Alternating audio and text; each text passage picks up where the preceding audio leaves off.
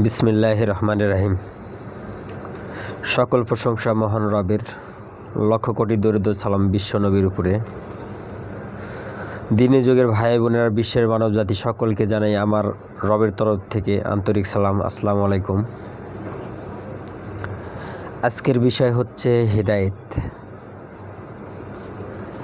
সূরা বাকারার ৩৮ নম্বর আয়াতে বলা হচ্ছে হিদায়েতের কথা, অর্থাৎ এই পৃথিবীতে যখন সকলকে নামা দেওয়া হয়েছে, অর্থাৎ মায়ের গর্ভ থেকে পৃথিবীতে নামা দেওয়া হয়েছে, অথবা চতুর্থ আসমান থেকে আদমকে নামা দেওয়া হয়েছে, সৃষ্টিকুলের সকলকে নামা দেওয়া হয়েছে, তখন বলা হয়েছে যে তোমরা সবাই নিচে নেমে যাও। অর্থাৎ শুধু এক আদমকে বলা হয় নাই, সৃষ্টিকুলে যা ছিল সকলকে নামা দেওয়া হয়েছে নিচে। সকলকে বলা হয়েছে যে তোমরা সবাই নিচে নেমে যাও। যদি আমার তরফের হেদায়েত তোমাদের কাছে পৌঁছায় তা তোমরা মেনে নিও। যারা মেনে নেবে তাদের ভয় নাই, আর যারা মানবে না, পরের আয়াতেই বলছে তাদের জন্য রয়েছে অনন্তকালের জন্য জাহান্নাম। অর্থাৎ এই পৃথিবীতে হেদায়েত ও দিন ধর্ম আদমকে মেনে নেওয়া না নেওয়া, এটা নির্ভর করে প্রত্যেকটা মানুষের সিদ্ধান্তের উপরে। দোজখগ্রস্ত আল্লাহর নির্ধারিত সম্পদ, অর্থাৎ এই দুটো ছাড়া কোনো কিছু পরিপূর্ণ হয় না। এই দুটো আছে বিধায় সকল কিছু পরিপূর্ণ। অর্থাৎ যদি আমরা সঠিক আকারে দেখতে যাই, এই হেদায়েতের গণ্ডি, হেদায়েতের রাস্তা আমরা কিভাবে দেখতে পারি? যখন আল্লাহ বলল তোমরা সবাই নিচে নেমে যাও, যদি আমার তরফের হেদায়েত তোমাদের কাছে পৌঁছায় তোমরা তা মেনে নিও। অর্থাৎ এতে বোঝা যাচ্ছে যে আল্লাহর তরফের হেদায়েত আমাদের মাঝখানে আসবে, আমাদের অপেক্ষা করার দরকার ছিল। তে আদম হইতে শুরু করে আমাদের বিশ্বনবী হযরত মুহাম্মদ সাল্লাল্লাহু আলাইহি সাল্লাম পর্যন্ত, এবং কি আমাদের বিশ্বনবীর থেকে আজ প্রায় 1400 বছর হয়ে গেছে, এর আমাদের আদম নূর প্রকাশের আগ পর্যন্ত কেউ দাবি করতে পারে নাই আমি হেদায়েতের মালিক, অথবা আল্লাহর তরফে আল্লাহ আমাকে হেদায়েত দিতে এই পৃথিবীতে প্রেরণ করছে, আল্লাহর খলিফা আমি, আল্লাহর তরফের হেদায়েত তোমাদের কাছে এখন আমি পৌঁছে দিচ্ছি, তোমরা সবাই মেনে নাও। যখন এই পৃথিবীতে আদম নূরে অবতার হলো, তখন ঘোষণা করলো যে আমি আদম নূরের অধিকারী, আমি আল্লাহর নূর, আমি এই সূরা বাকারার যে ৩৮ নম্বর আয়াতের হেদায়েতের যে মালিক, আল্লাহর তরফের হেদায়েত, সেই হেদায়েত আমার মাধ্যমে এই পৃথিবীতে চলমান করার নির্দেশ হয়েছে। তাই তোমরা সবাই আমাকে মেনে নাও এবং কি কোরআনের গণ্ডিতে চলে আসো। যখন আহ্বান করলো, হয়তো কিছু গুটি কয়েক লোক মেনে নিল, আর অসংখ্য লোক মানল না। যদি এটা তাই হয়, কোরআনের আইন যদি সঠিক হয়, তাহলে কি আপনারা কি দেখতে পারেন না? পরের আয়াতেই বলা হয়েছে যারা হিদায়াতকে মেনে নেবে না তারা হবে অনন্তকালের জন্য জাহান্নামী। তাহলে হিদায়াতের মালিক তো আমাদের আলেম সমাজ, পীর সমাজ এবং কি অন্যরা বলে আসছে হিদায়াতের মালিক হচ্ছে আল্লাহ, আল্লাহ হিদায়াত করো। তার মানে আল্লাহকে অর্ডার করা হয়েছে। আর কোরআন বলতেছে যে আমার তরফের হেদায়েত যদি তোমাদের কাছে পৌঁছায় তোমরা তা মেনে নিও। অর্থাৎ এই পৃথিবীতে হেদায়েত আসবে, আমাদের আগে যদি কেউ বলতো, তাদের বলা দরকার ছিল যে আল্লাহর তরফে হেদায়েত আসবে, তোমরা অপেক্ষা করো, কোরআনের আদেশ মেনে চলো, অর্থাৎ তোমরা স্বীয় রবের ইবাদত করো, তোমরা আল্লাহ ও রাসূলের আনুগত্য করো, তাহলেই হেদায়েতের আহ্বান করলে আল্লাহ হেদায়েত দিতেও পারে। এই সময় আসতেও পারে, কিন্তু মহান রব সকল জ্ঞানের জ্ঞানী, সকল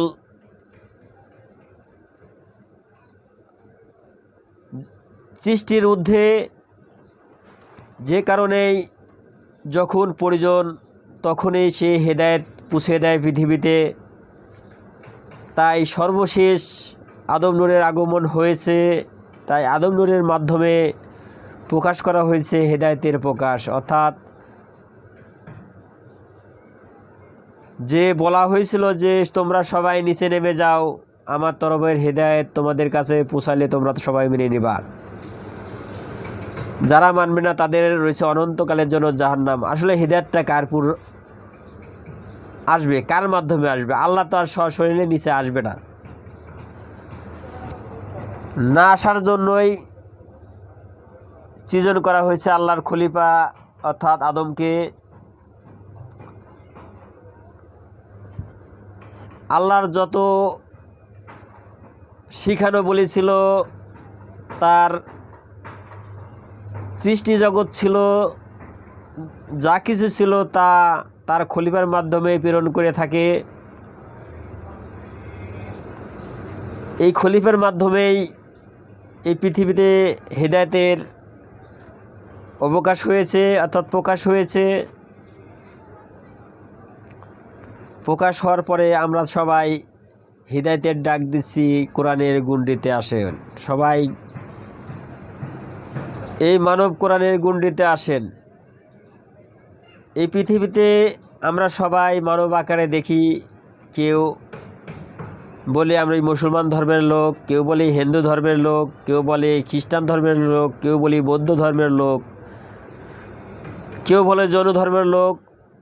এছাড়াও অসংখ্য ধর্ম আছে, 210টার উপরে ধর্ম আছে, একজন এক এক ধর্মের কথা বলে।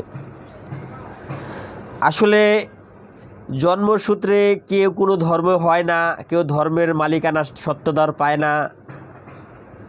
মায়ের গর্ভে থেকে জন্ম নিলে, অর্থাৎ চতুর্থ আসমান থেকে নিচে নামা হয়,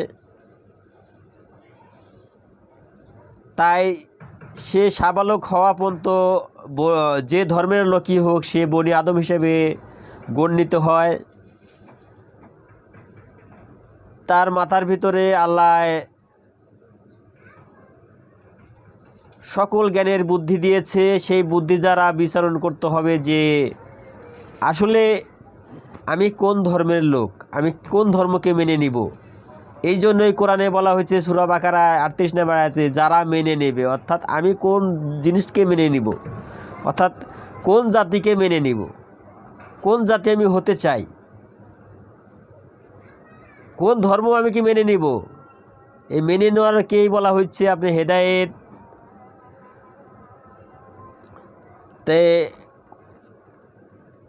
হেদায়েতের শব্দের অর্থ হচ্ছে ধর্মদাতা, যে ধর্মের মালিক তাকে বলা হয় ধর্মদাতা। আর ধর্মের মালিককে মেনে নেওয়া হয় হচ্ছে আপনার হেদায়েত গ্রহণকারী। এই হেদায়েতের মাধ্যমে এই মানুষ পৃথিবীতে নিজেকে মুত্তাকিনের রাস্তায় আনতে পারে। অর্থাৎ কোরআনের যে প্রথম ধাপ, অর্থাৎ কোরআনে বলা হয়েছে যে আলিফ লাম মিম যালিকাল কিতাবুল লা রাইবা ফিহি হুদাল লিল মুত্তাকিন, এই মুত্তাকিনদের রাস্তায় ধাবিত করতে পারে, অর্থাৎ কোরআনের গর্ভে নিক্ষেপ হতে পারে। এখান থেকে পথ চলা, তার জীবন চলার মাধ্যমে সে পরবর্তীতে পরীক্ষার মাধ্যমে এক একটা ধাপে এক একজন এক এক জায়গায় ধাপিত হয়। তাই আমি সকল ধর্মের সকল ভাইকে বলবো কোরআনের গুণটিতে আসতে এবং কি হেদায়েতের গুণটিতে আসতে, এবং কি এই হেদায়েতের মাধ্যমে মানব ধর্ম গঠন করতে পারবেন, জীবন্ত কোরআনকে চিনতে পারবেন। এই আকিমুত সালাত, কোরআনে যে বলা হয়েছে আকিমুত সালাত, সালাত প্রতিষ্ঠাকারীর মাধ্যমে কখনো অন্যায় হতে পারে না, তাকে চিনতে পারবেন, তাকে অর্জন করতে পারবেন, তার থেকে আপনি নিজেকে বাঁচাইতে পারবেন। এই পৃথিবীতেও বলতে পারবেন আপনি জান্নাতি, এই পৃথিবীর থেকে চলে যাওয়ার মাধ্যমেও আপনি জান্নাতি। অর্থাৎ আদম নূর কখনো মরে না, আল্লাহর নূর কখনোই মরে না। যদি যে মরে এই দেহটা, অর্থাৎ আহমদের অস্তিত্ব বিলীন হয়ে যায়, আহমদের সঙ্গেই মিলে যায়, মাটির সঙ্গে মিলে যায়, আর আদম নূরের জায়গায় চলে যায়। অর্থাৎ আদম নূরকে মরে যাবে, এটা হচ্ছে মানুষের যে কল্পনার রাজ্যে বাস করে সেটাই। আদম নূর কখনোই সে মরে না, আল্লাহর নূর কখনোই মরে না। যদি আল্লাহর নূর যদি মরে যেত, অর্থাৎ মানব যে শব্দটা আছে, যে শব্দটা বলা হয়েছে মানুষ, মানহুস, এই জিনিসটা যদি মরে যেত, তাইলে এই মানব বলতে কোনো জিনিস থাকতো না, আর আল্লাহও থাকতো না। তাই আল্লাহর নূর মরে না, তাই আল্লাহর নূর চিরঞ্জীবী। আল্লাহর কোরআনের হেদায়েতের গুণটিতে সবাই আসেন, মানব কোরআন চিনেন, নিজেকে কায়মিত্ব করেন, অর্থাৎ নিজেকে বাঁচান। আপনি নিজেকে নিজের গুণটিতে বেষ্টিত করেন, নিজেকে বাঁচান। আমার কথাগুলো হয়তো নিমের মতো তিতো, অনেক ভাইয়ের কষ্ট লাগতে পারে, কষ্ট নেবেন না, এটা আসলে সত্য কথা। এটা বলতে আমি বাধ্য, তাই আমাকে বলতে হচ্ছে। মানা না মানা আপনাদের নিজস্ব ব্যক্তিগত ব্যাপার, মানলেও মানতে পারেন, না মানলেও না মানতে পারেন। তে আমার কথায় যদি কষ্ট পেয়ে থাকেন, কেউ কষ্ট নেবেন না, কারণ এটা আপনাকে আমাকে নিজেকে বাঁচানোর রাস্তায় একটাই, কোরআনের ধাবিত আছে রাস্তা একটাই, সিরাতুল মুস্তাকিম, অর্থাৎ সিরাতের রাস্তা একটাই। পৃথিবীতে 210টার বেশি ধর্ম আছে, এই ধর্মগুলোর রাস্তা নয়। যেমন যে ধর্মের লোকই হোক, এই পৃথিবীতে আসার রাস্তা একটাই, মাতৃগর্ভ, অর্থাৎ চতুর্থ আসমান থেকে যেমন আদমকে নিচে নামা দেওয়া হয়েছে, মাতৃগর্ভকে বলা হয় চতুর্থ আসমান, এই জমিনে নামা দেওয়া হয়। এর ভিতরেই মাতৃগর্ভে 9 মাস কেটে যায়, অর্থাৎ যে চতুর্থ আসমানে আদম ছিল সেই সময়টা মাতৃগর্ভে কেটে যায়। তারপরে জমিনে নামা দেওয়া হওয়ার পরে মাতৃগর্ভে দীর্ঘ 9 মাস কেটে যায়, তারপরে এই পৃথিবীতে আসে। যে ধর্মের লোক হোক, বনি আদম হিসেবে সৃজন হয়, তাদের ধর্ম বলতে কোনো গ্রন্থ থাকে না, তাদের ধর্ম বলতে থাকে গ্রন্থ মানব ধর্ম। তারপরে দীর্ঘ সময় কেটে যাওয়ার পরে জৈবন যখন চলে আসে, তার মাথায় বুদ্ধি চলে আসে, তখনই আসে মূল পয়েন্টটা, অর্থাৎ হেদায়েতের কথাটা, অর্থাৎ তারপর ধর্ম চাপানো হয়। তার যে মাথার বেন্টের দ্বারা, অর্থাৎ তার বুদ্ধি দ্বারা আসলে বাস্তব যে ধর্মটা সেটাকে মেনে নেওয়া, এটাই হচ্ছে তার মূল কাজ।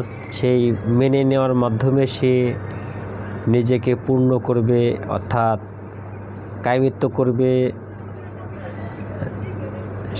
সে প্রতিটা ধাপে ধাপে পরীক্ষা দিয়ে অর্জন করে তার মুকমিনা আত্মা ধারণ করবে।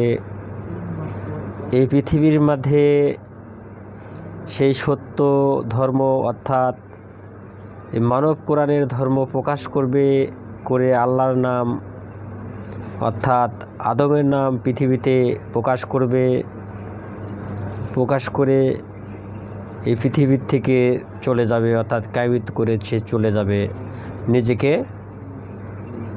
সে তার পূর্ণতায় পৌঁছে দেবে।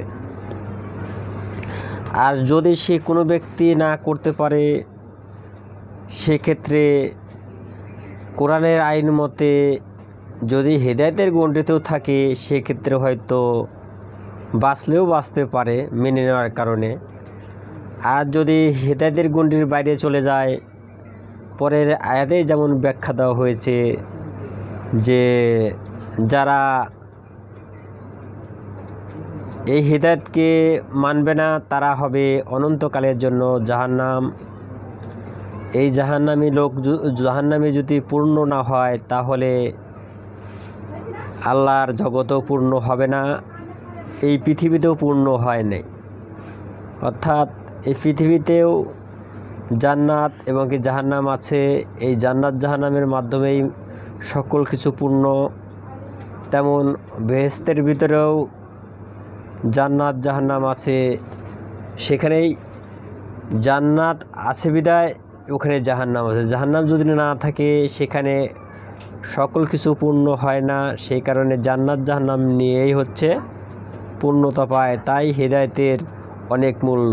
এই কারণে বলা হচ্ছে সবাই হেদায়েতের গণ্ডিতে আসেন। হেদায়েতের গণ্ডিতে যারা আসবে তারা নিজেকে বাঁচাইতে পারবে, যারা আসবে না তারা নিজেকে ধ্বংস করবে। সে কোন ধর্মের লোক, কি পালন করে, কি করে চলে, সেটা দেখার বিষয় না।